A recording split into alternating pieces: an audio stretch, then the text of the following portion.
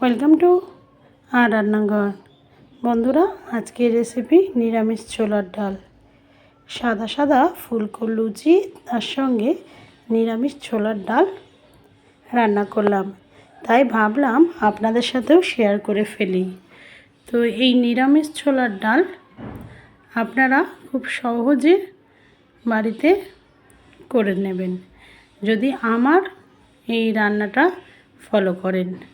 চলুন দেখি তাহলে নিরামিষ ছোলার ডাল করতে কি করেছি।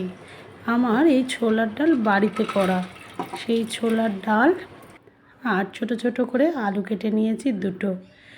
সেই ছোলার ডাল ধুয়ে পরিষ্কার করে নিয়েছি, ভিজিয়ে রাখিনি, জাস্ট ধুয়ে পরিষ্কার করে লবণ হলুদ দিয়ে আর সামান্য জল দিয়ে প্রেশার কুকারে দিয়েছি। দুটো সিটি দেওয়াতেই ছোলার ডাল সেদ্ধ হয়ে গেছে, খুব বেশি সিটি দেওয়ার প্রয়োজন নেই। দেখুন, এই যে ঠিক এই রকমভাবে ছোলার ডালটা সেদ্ধ হয়েছে।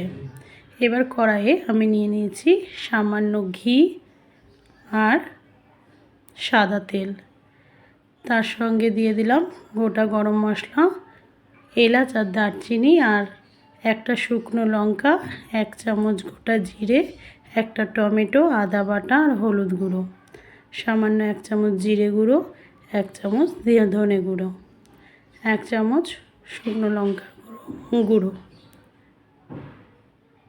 সব কিছু দিয়ে মশলা প্রায় কষিয়ে এসেছি। এই সময় দিয়ে দিলাম স্বাদ মতো লবণ আর 4টে কাজু। আপনারা চাইলে কাজুটা ভেজে নিতে পারেন, আমি টমেটোর সাথেই দিয়ে দিলাম।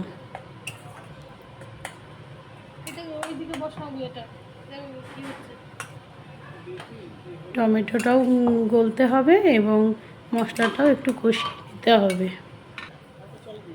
দেখুন, মশলা কষা প্রায় কমপ্লিট, টমেটোও গলে গেছে। ঠিক এই মোমেন্টে আমি ছোলার ডাল সেদ্ধটা দিয়ে দিলাম।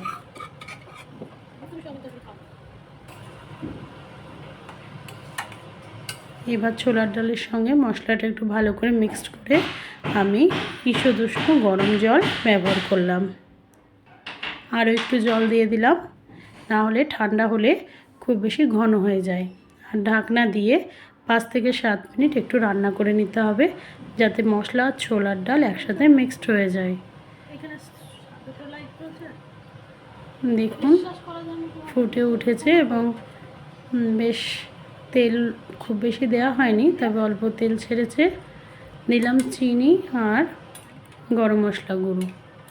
আমি যেহেতু ঘি প্রথমে ব্যবহার করেছি, তাই উপরে আর ঘি দিলাম না। আপনারা চাইলে উপর থেকে আরও একটু ঘি দিতে পারেন।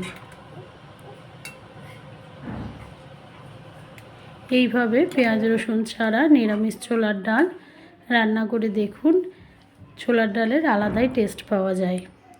আর এই ছোলার ডালের সাথে আমি লুচি ভেজেছিলাম, সেই দিয়েই খেয়েছি। আর উপর থেকে দিয়ে দিলাম একটু কিশমিশ।